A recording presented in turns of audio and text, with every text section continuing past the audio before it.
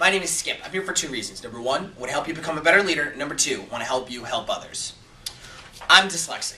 One thing I have with my dyslexia is that I hit plateaus. Dyslexics hit learning plateaus. So what I mean by that is that because of the difficulties of learning and the difficulties of processing with dyslexics, there seems to be less progression. So I'm going to draw. So maybe this is what an average person's learning looks like. We'll start, just draw this chart. This is age, and this is smarts, aka knowledge. So average person, you start in the first grade, and we'll go all the way to high school. I love drawing graphs. So average person, something like that, okay? Maybe there's little stumbling blocks along the way, but for the most part, there's a progression from first grade all the way up through high school, through college, and what have you. The person is learning. They learn, the ABCs, then they learn how to read, then they learn how to read a little better, and then they get really good at reading, and then they don't have to learn how to read. They use reading to learn. So with a dyslexic, grab a better marker, it might go more like this. Actually, it's not straight up. It's more like plateau, plateau.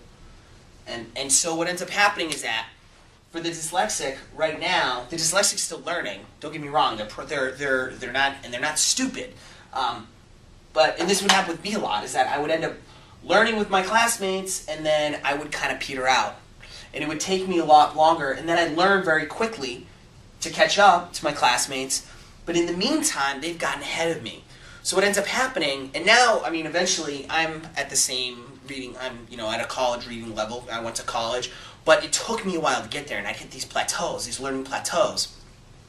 And it would be very frustrating for me because I'd see my classmates excel ahead of me, and it would be awkward for my classmates because they'd be like, Skip, why aren't you reading the book we're reading in class? This is, why aren't you doing the math problems we're doing in class?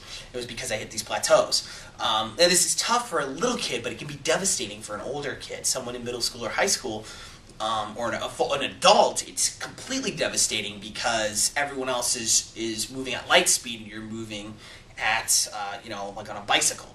So you hit these learning plateaus. This is a common thing with dyslexics.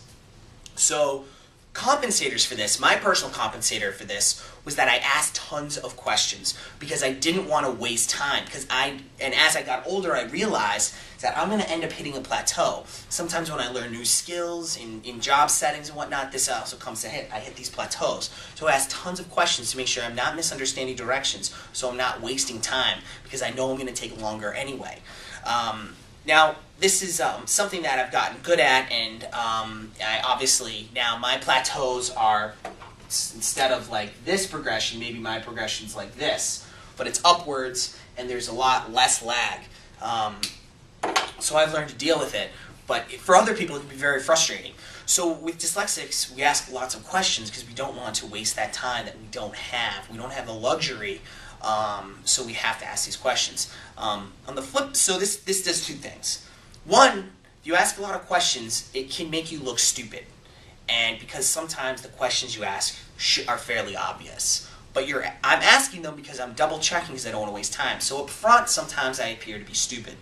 On the flip side, people are like, wow, Skip is incredibly thorough. He asked me 100 questions, and he did it right the first time because of the questions he asked. So it's kind of a toss-up. It goes back and forth. The bottom line is that I think it's good to ask all these questions, and I think it's a positive thing that I've learned to do. Anyway, just wanted to share this about dyslexia and this concept of learning plateaus. And if you're watching this and you're dyslexic and you end up hitting one of these plateaus, don't get frustrated, don't act out in class, don't draw attention to yourself in a negative way, but instead just ask questions and get through it. You just got it. Eventually you'll end up taking care of it and learning how to get through it. Anyway, my name is Skip. Thanks for watching. Have a great day. Go live the wheel.